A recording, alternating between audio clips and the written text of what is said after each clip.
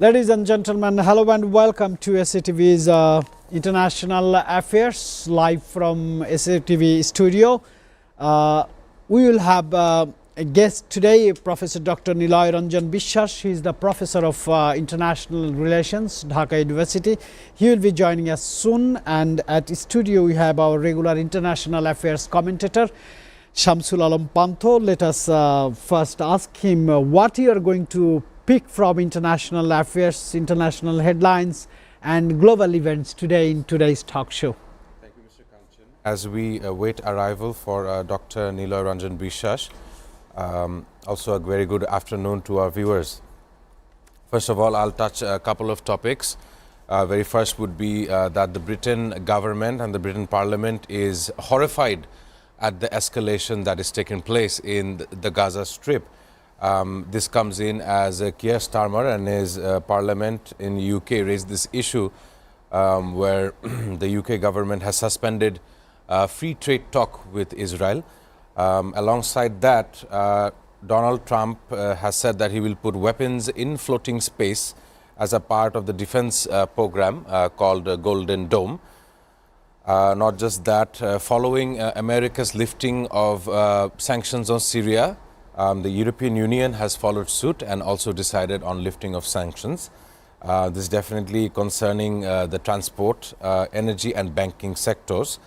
Aside from that, I have news from Pakistan. Ever since Field Marshal Ayub Khan, there hasn't been a Field Marshal appointed or promoted. General Munir was promoted to the rank of Field Marshal in Pakistan as of yesterday. So I also want to add with you something from Pakistani media as they made it headlines today, ladies and gentlemen. There is one sad news, a tragic school bus bombing in Khujjar.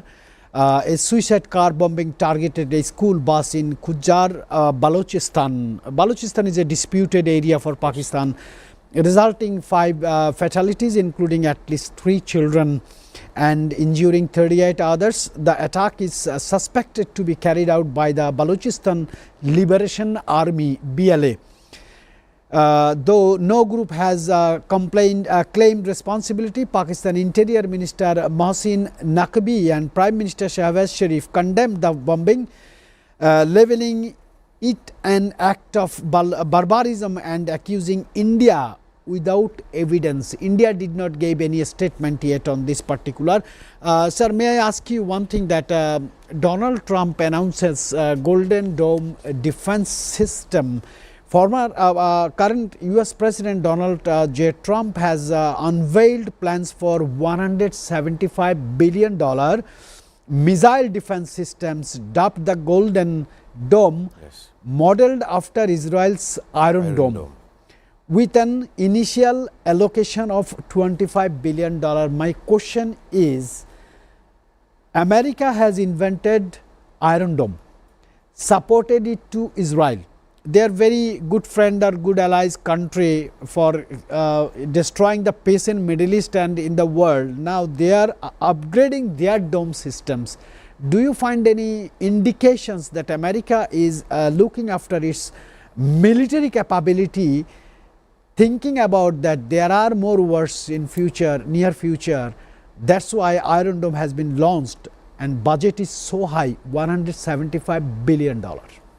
Thank you for your question and the statement. Actually, you see Israel, they developed their Iron Dome. It is to stop the intercontinental ballistic missile attacks on their land.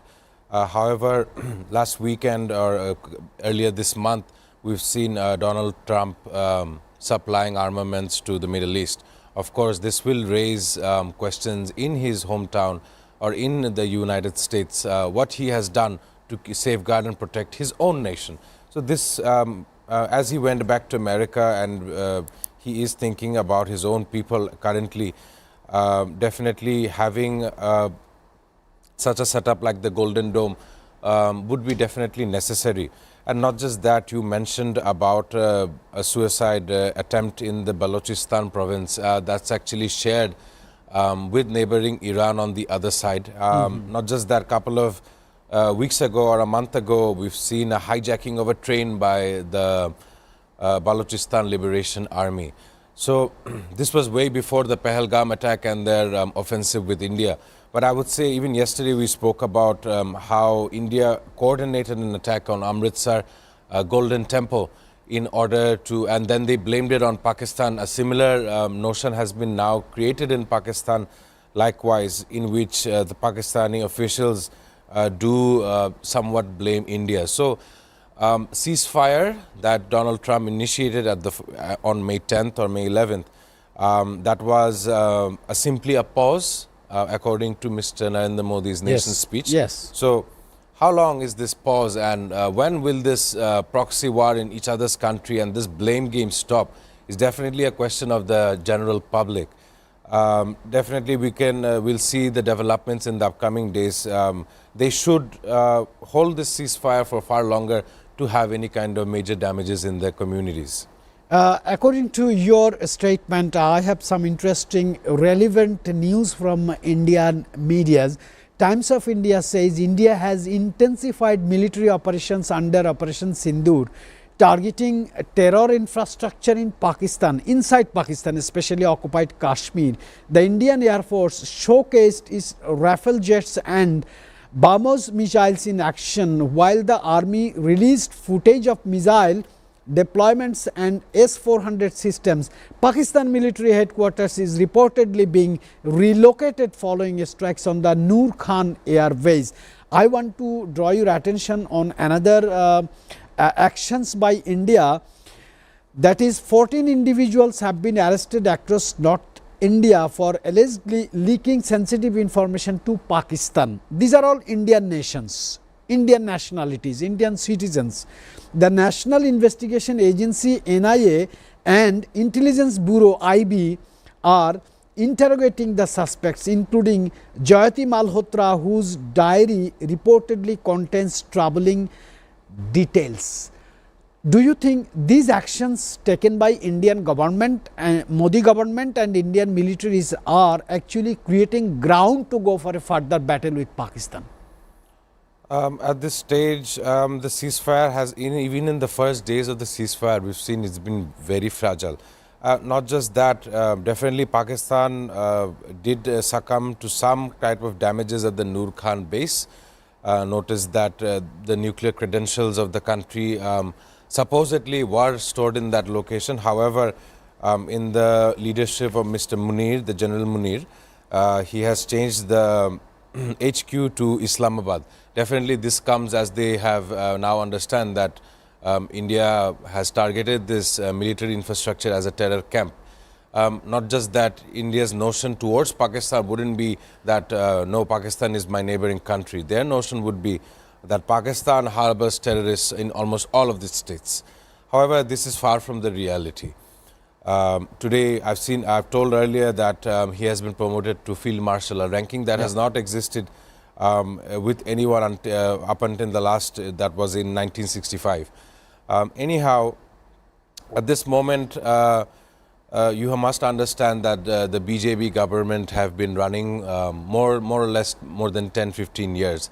Yeah. Definitely, given that amount of time frame, there are focus groups or stakeholders who would want to see a more destabilized India.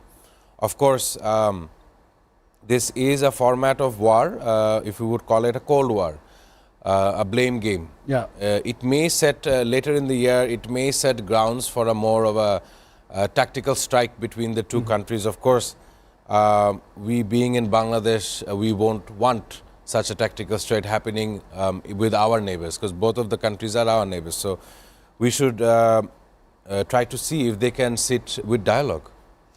Yeah, one more thing is relevant to India's military move, but I find a smell the problem with the Bangladesh. India addresses United Nations Security Council. India emphasized maritime security and counter-terrorism as vital as to its national interest during the United Nations Security Council meeting. The country highlighted the importance of protecting its vast coastline, I repeat, coastline, which is with us in Bangladesh in Bay of Bengal, and trade routes as well as combating terrorism. Do you find any relevance with Bangladesh with this move? After the fall of a dictatorial government that we've had, it was after many years that we were establishing a trade route, a sea trade route with Karachi in Pakistan. Not just that, 2 shipments did come about. It was majorly food, grain and necessities for the Bengali people before Ramadan, if you would say. Back then, the Indian Godi media, if you would call them, they have stated that they had sent us ammunitions to besiege the Seven Sisters. Which was absolutely fake. Which was absolutely fake. No such import has been done by our interim government. Anyhow, as you say, India is, they're not happy with themselves, first of all. Any country who is happy with themselves will not go blatantly into their neighbors and poking their nose or trying to question their sovereignty. Not just that, over the past couple of weeks, we've seen India trying to establish their own trade route over the sovereign lands and the sovereign sea waters of Bangladesh. So once again, I would say India does not, whoever is in charge of India right now, the elected government, they should really analyze what's happening in their war room. Sir, I have a very interesting question. Rajiv Gandhi, former Prime Minister of India, he belongs to Congress party. Right. Now, the Modi government belongs to BJP, Bharatiya Janata Party. But interestingly, they commemorated National Anti-Terrorism Day on May 21, I mean today, marking the death anniversary of former Prime Minister Rajiv Gandhi. The day serves to promote unity against terrorism and honor Gandhi's legacy. Do you find this is out-of-box thinking to honor a Congress Prime Minister by the BJP Prime Minister or BJP government? Do you find any smell on this that Indians are not happy, as you said, within themselves? I'll give you some history. Mohandas Gandhi, the labor leader of India, he lost his life due to an assassination. Then we have Indira Gandhi as well, who lost her life to an assassination. Whether these are assassination or bouts attempt at terrorism is a matter of question. So as you said, today the Congress party's, Mr. Rajiv Gandhi's death anniversary is being celebrated as an anti-terrorism day. So really what kind of priorities they have set themselves in India, what is the rhetoric that everyone in India follows is a matter of question to me actually, because most of the statements are very contradictory to what the reality on the ground is. Thank you, sir. Gentlemen, ladies and gentlemen, we have got Professor Dr. Nilay Ranjan Biswas. He is a professor of international relations, University of Dhaka. Due to huge traffic in the city, he is a little bit late. He has joined right now. And Professor Nilay, welcome to SATV's International Affairs program. It's a pleasure. First of all, I want to request you what topics from international headlines you want to pick today in today's program. Already me and our international affairs commentator discuss few of the subcontinental issues. Right. Thank you so much, first of all. I consider this as a great opportunity to discuss among the August gathering here. And I think a lot of things are happening, but out of South Asia, progress regarding the war in the front of Europe, particularly when we are talking about Russia-Ukraine war, what is progressing is one of the big issues at this moment.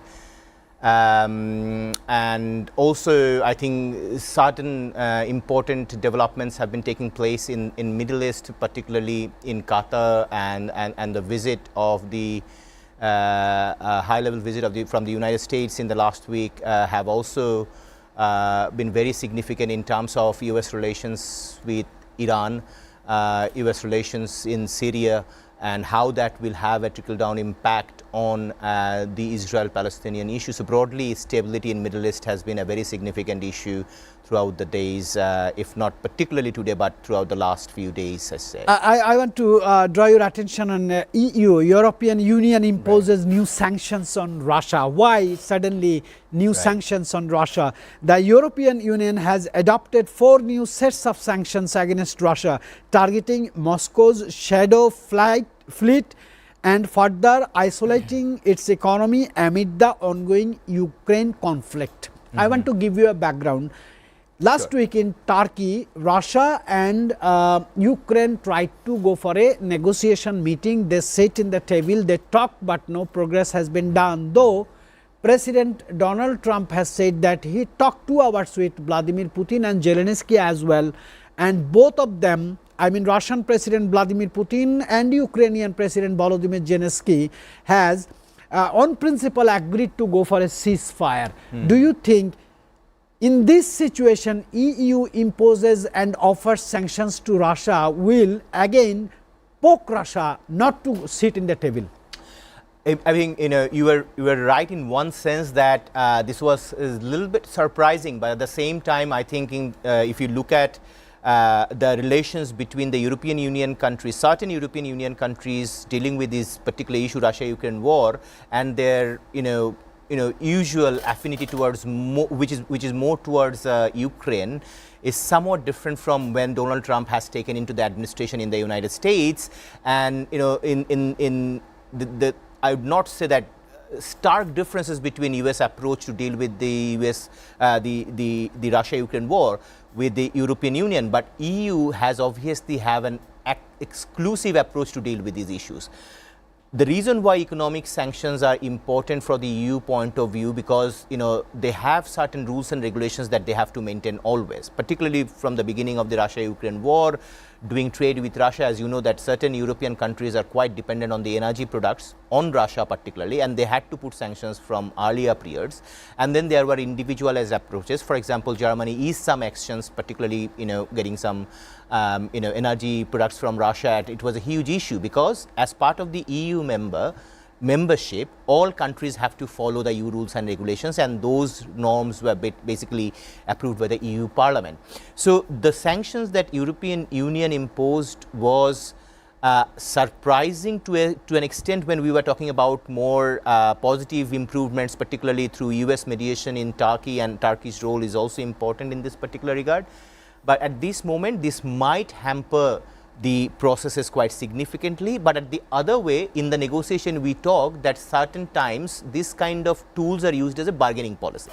So maybe it can create, which is a little bit unlikely, but it may create a bit pressure on Russia to discuss more in an amicable way, because we understand that at this moment the major obstacle to go for a ceasefire agreement particularly for Ukraine is Russia's strong hold over the regions which was declared as independent one. Technically this Russia helped capturing or separating the regions from Ukraine to create a buffer zone between Ukraine and Russia, and those two countries which were emerged as quote unquote independent country, only recognized by a handful of countries, is probably the major issue between Russia and Ukraine at this moment, that whether Ukraine will be agreeing to any deal keeping those countries as independent as Russia is demanding for.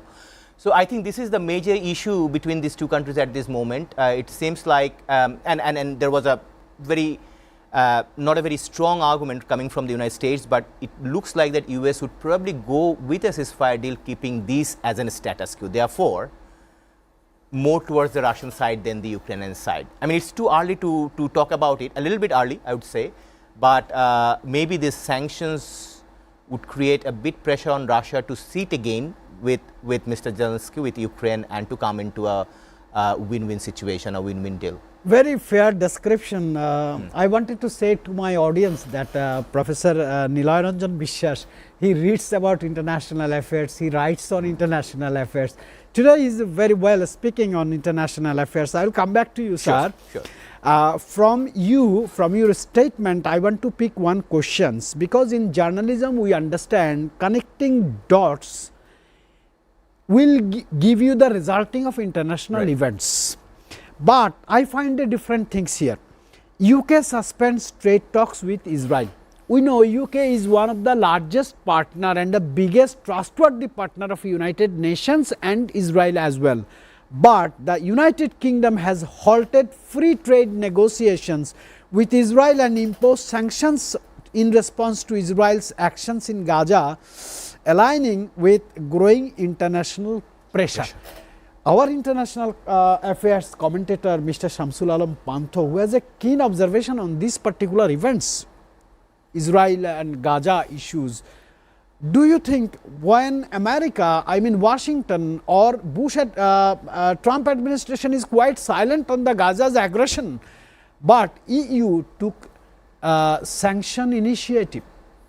Thank you, Mr. Kanchan. One must notice that this time around when Donald Trump visited the Middle East, he didn't visit Israel, which he did in the last round when he was here.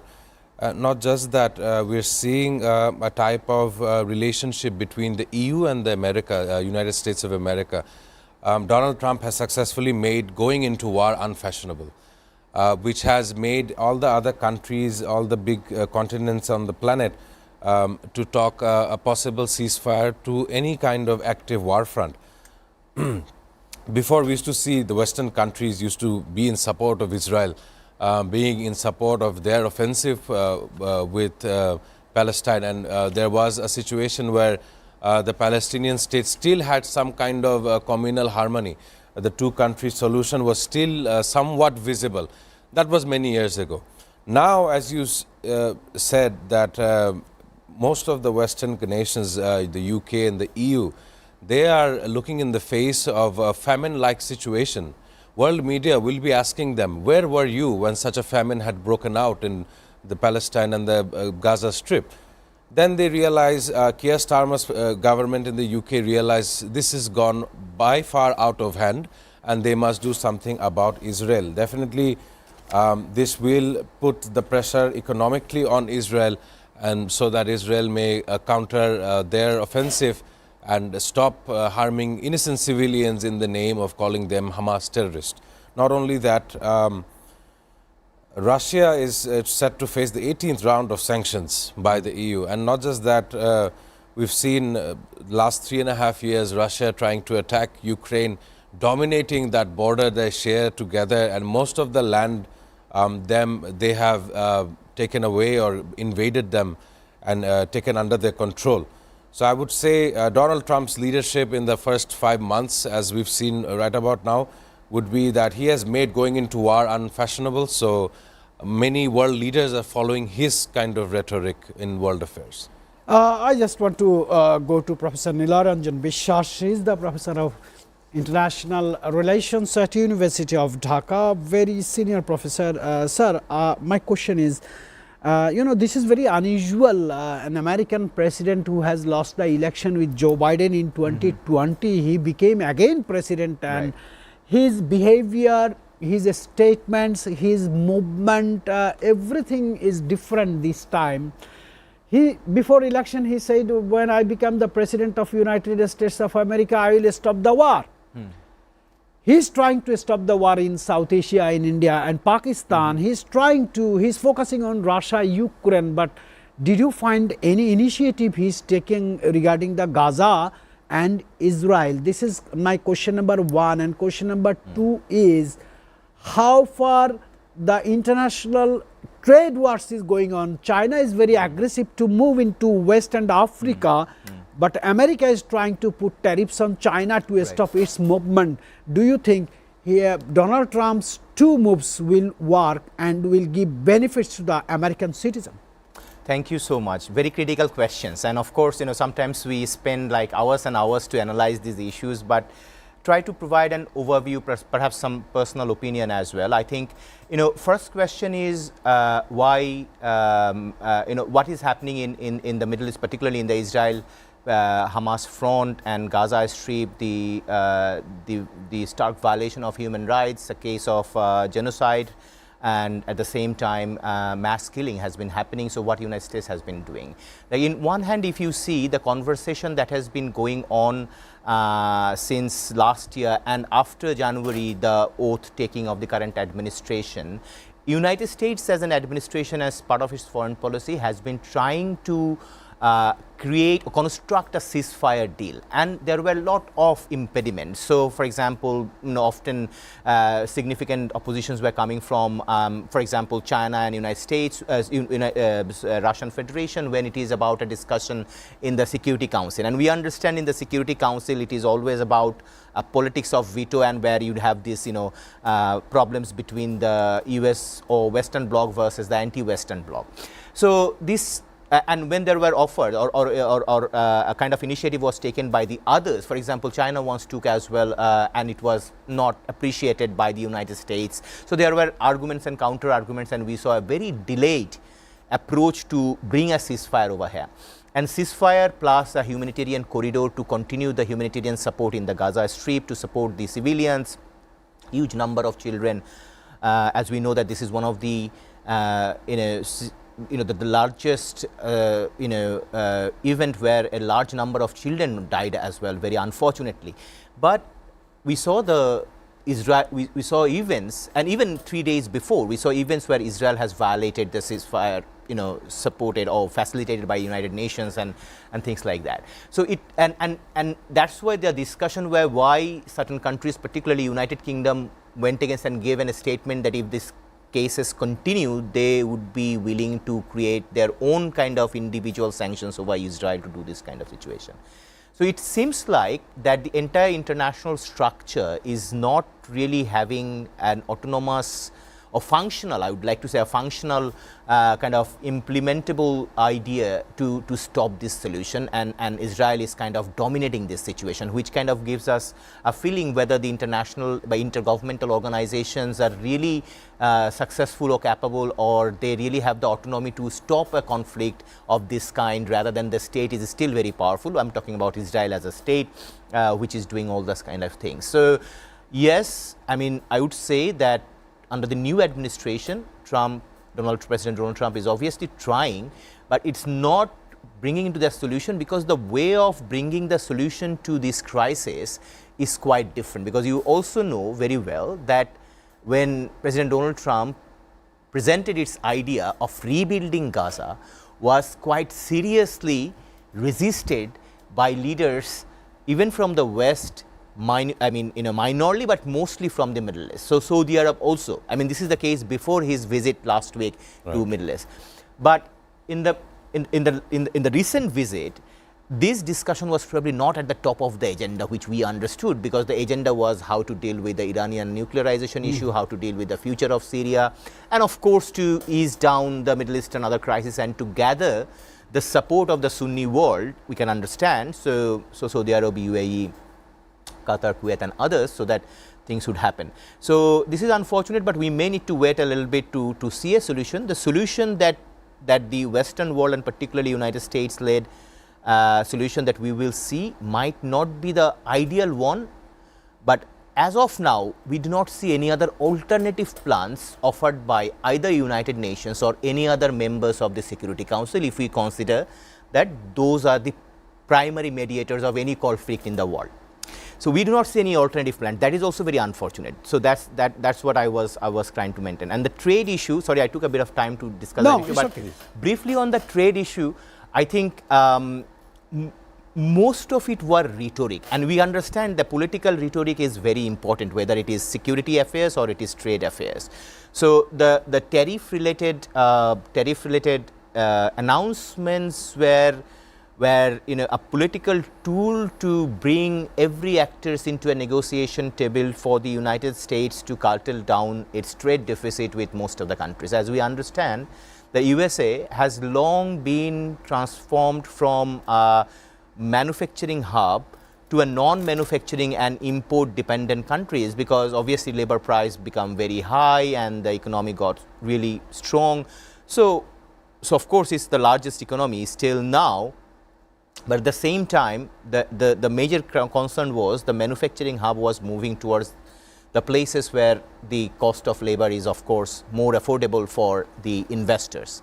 Now he wants to bring it back as one of its election promise, and of course he wants to create more jobs. So it's very usual for anyone who would like to be a president of the United States and promise the people of its own country that how he will do that. One of the reasons is to bring all the countries into a negotiation term, that how we can decrease the trade deficit, where you can also import from our country, not only we import from your Yes, country. and he is still talking about he wants to make America great again. When we are going to a short break, ladies and gentlemen. When I'll be back, I'll have a very critical question to our international affairs commentator Shamsulam Pantho as well. You know, President Donald Trump always say Modi is his friend. Modi proudly says Donald Trump is his good friend. But yesterday, one very diagonally opposite or paradigm shift has taken by Donald Trump. He made a phone call to Tim Cook, the Apple CEO, and he said, hey, you are my good friend as well. Are you going to invest in India for Apple? He said, yes. Donald Trump says, don't do it. And huge repercussion is going on in India. As a friend of India, why Donald Trump is pushing Tim Cook not to come to India to investment? This will be a critical discussion after the break. Let us go for the break.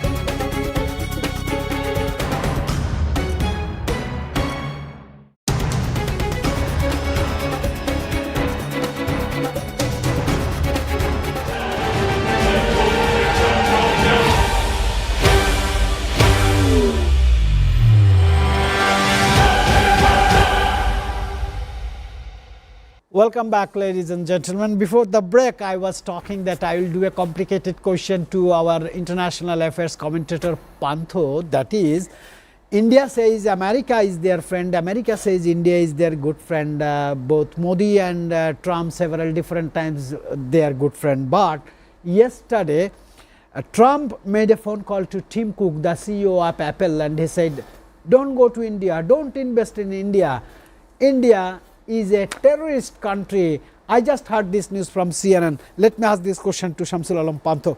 Why Donald Trump has taken such a diagonally opposite position with the friendship of India, and why he took a paradigm shift?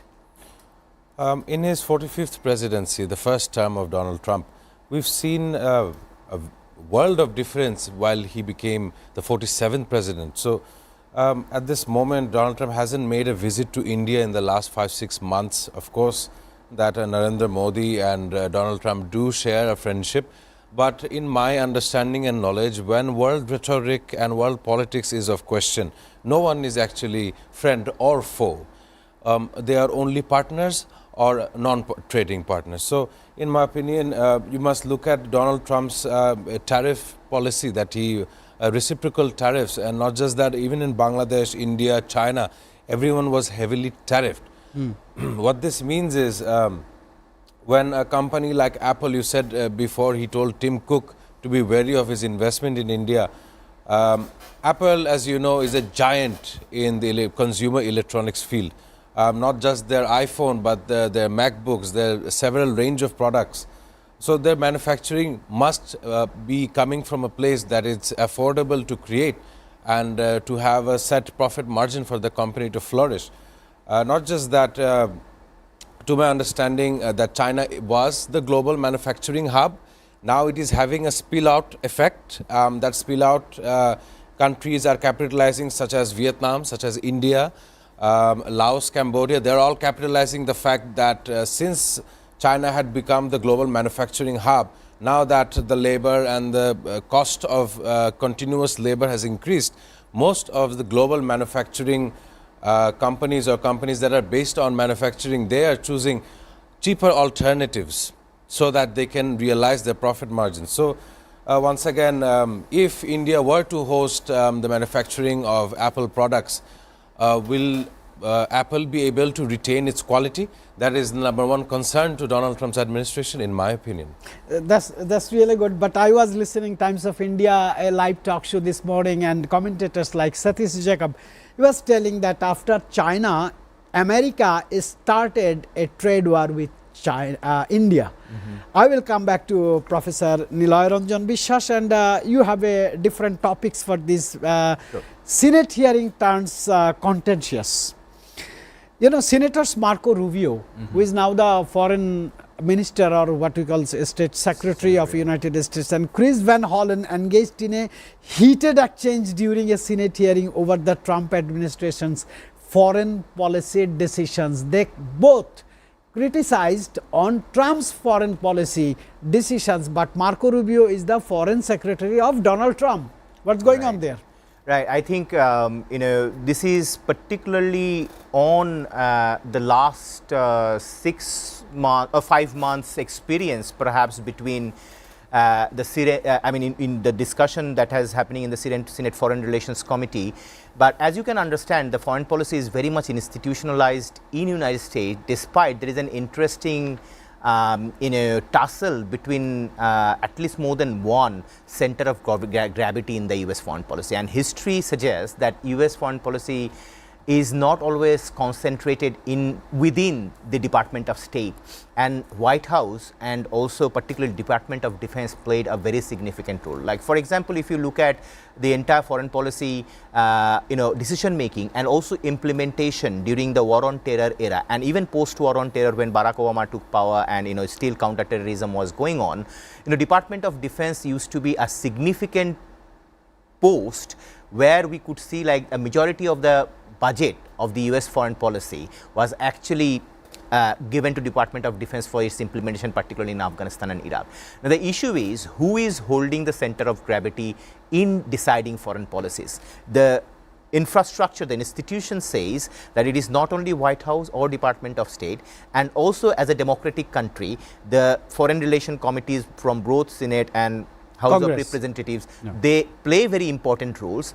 But if you look at it, for example, particularly after this new administration has taken place in the last couple of months, there are certain issues where it looks like Department of State has been, I would not say neutralized to a large extent, but White House is enjoying the upper hand on many issues regarding foreign policy. So by issuing you want to say that State Department has been marginalized in some aspects? I think to a large extent, and President has been taking decisions through executive directives. It has happened not only in internal affairs, but also in various external affairs. And trade relations and imposing tariff is a significant one. And you understand that sometimes these executive directives are only applied for 90 days until unless it is approved by the one of these committees from the parliament that they have, the houses that they have. So, this is very significant part of the institutionalizing of the foreign policy. So, this tussle has been always over there, who is more powerful, Secretary of State, Secretary of Defense, or it is the President who is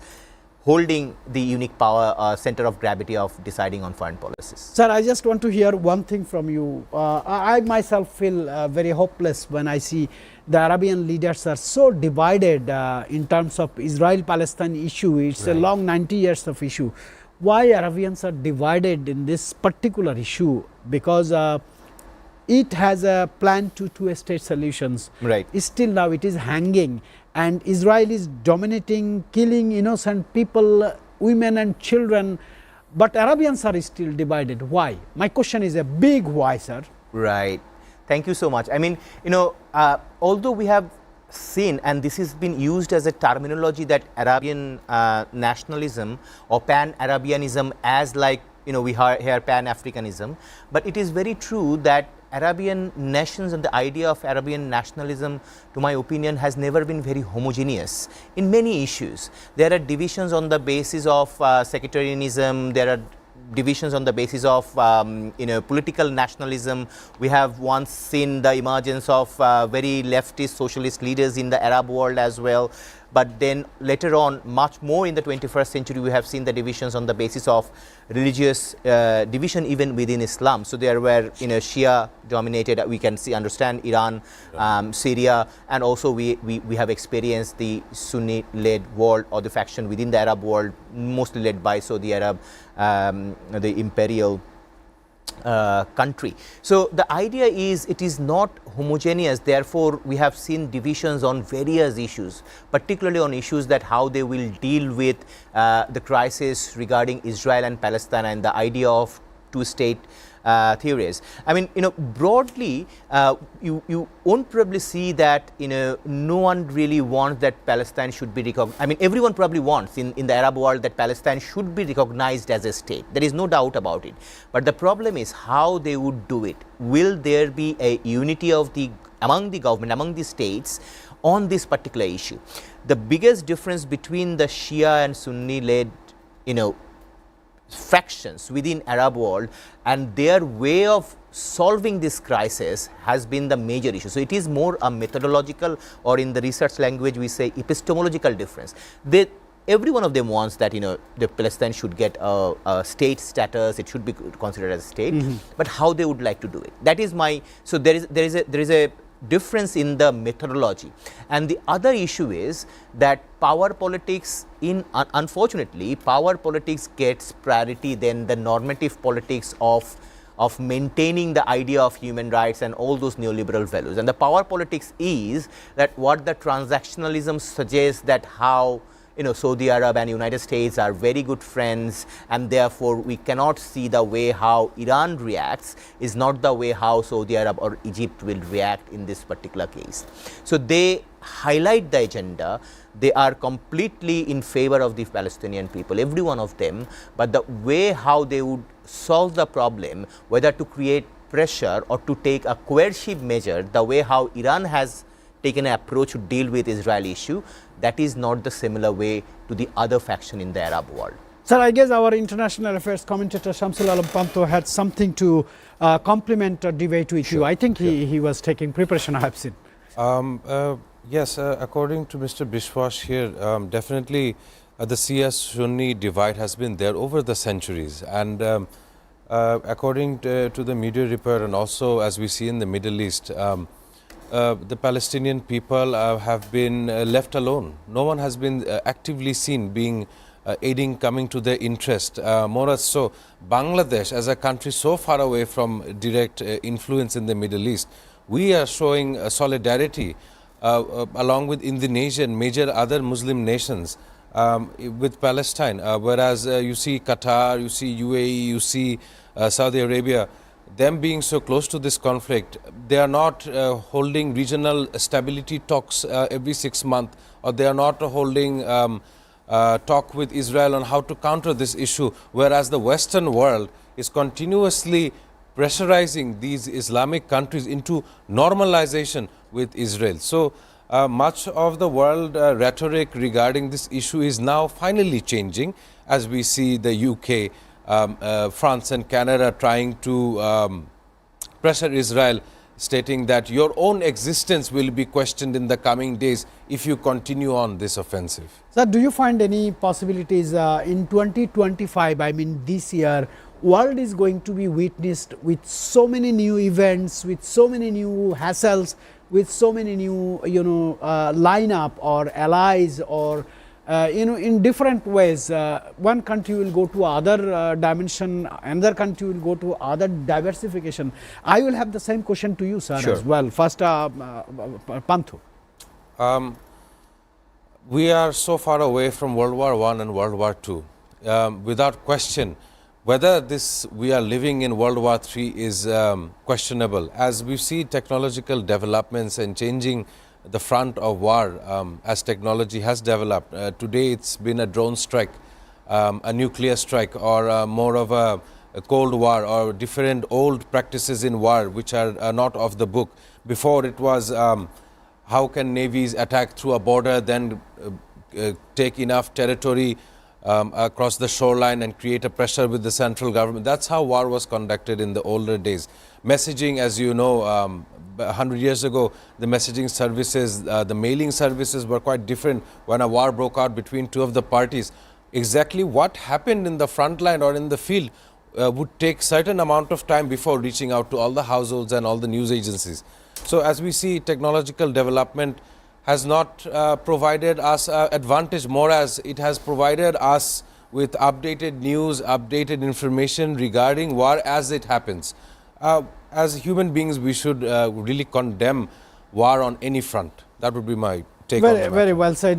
Sir, I want to just come to you with the same questions, but before I give you the time, I have one line to add. The same leadership we are watching last almost 15 to 20 years. At China, Xi Jinping; at America, Donald Trump in second times, and Putin is almost 20 years. In India, Modi is in 15 years. So the same leadership, but events are new.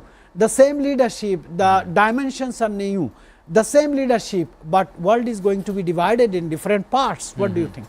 Thank you so much. I think we have moved forward from obviously a very bipolar world during the Cold War time to a singular unipolar world for a very short period of time, which many would desire, not agree with that, whether we were at all at an unipolar world situation, except the end of the history written by Francis Fukuyama. But later on, from War on Terror and onwards, we have seen that it is very complicated multipolar world. So it is divided for obvious reasons, not only because there are multiple stakeholders that have emerged, and we cannot really arguably say that state is the most powerful country, despite it is the state who holds the nuclear power at this moment. But at the same time, we have experienced that how non-state actors have totally ignored a nuclear power state and conduct an action of terrorism, and therefore we have seen that the world politics have totally turned in a very different way. So these the nature of uncertainties and the factors of destabilization have diffused to a large extent. The reasons are, at one point of time when we knew that war would have happened, there was a declaration and there was an end of war by another declaration. Now we see wars start almost all of a sudden, and more than the wars between the state, we have experienced, particularly since 90s onward, interstate conflicts. And these conflicts does not really have a particular battlegrounds. We often do not know who are our enemies, are there in any uniforms, and they are just like civilians, they can do any actions, and the battleground is in your neighborhood. If you look at it, Raqqa and all other cities of Syria and Middle East and Gaza, the way how Gaza was destroyed, very unfortunate. So all these things have actually indicated towards the fact that because of technological innovation, as you have mentioned very rightly, and at the same time technology has reached out to the people who are either exploiting in one explanation or have been using for their own sake, has created the world more uncertain in the way. I mean, that doesn't mean that stopping technological innovation is is a solution to the crisis, but of course uncertainty has increased to a large extent because we often are not very sure that how to deal with a situation, or conflict is the only situation to deal with the matter, and who are we fighting with. I'm talking about states or non-state actors in this particular case. So uncertainties and lack of confidence, my last small point is lack of confidence over neoliberal world order, the way how we thought that after Cold War, we would solve every crisis in the way how, for example, using United Nations, for example, using the neoliberal structure, democracy, and all those kind of value-based system where we think that a free and open world would be the solution of all crises. Unfortunately, we see that it has not been able to solve all the crises. Rather, many would argue, even in the Western world, that whether we have to rethink what is the neoliberal world order, because in many countries you see the rise of populist leadership who themselves does not rely on the neoliberal world order and its capacity to solve a crisis. Yeah, So very loud and clear, Professor Niloy Ranjan Biswas. I really like the way you explain very complicated things into very easy things. Before I conclude, I have a breaking news, ladies and gentlemen. At the BRICS energy ministers meeting in Brazil, India emphasized the need of a stronger energy cooperation among global South nations. The focus on sustainable and secure energy development worldwide. I must say India is very smart, because they are engaged with war and conflicts with the neighboring countries, but they are trying to do their energy problem as well. Before I conclude, I want to say that today is 21st May. UNESCO leads the celebration of World Day of Cultural Diversity for Dialogue and Development. Ladies and gentlemen, dialogue and development is very important to enrich the nations for cultural diversity, and today is International Cultural Diversity Day. Let us be humble, let us be culturally enriched, let us be educationally enriched, let us not to encourage wars and fights between the nations. Especially thanks to Professor Dr. Niloy Ranjan Biswas, Professor International Relations Department, University of Dhaka, and also our International Affairs commentator Shamsul Alam Panto. I really enjoyed the discussion. Thank you, ladies and gentlemen. I will see you tomorrow. Thank you.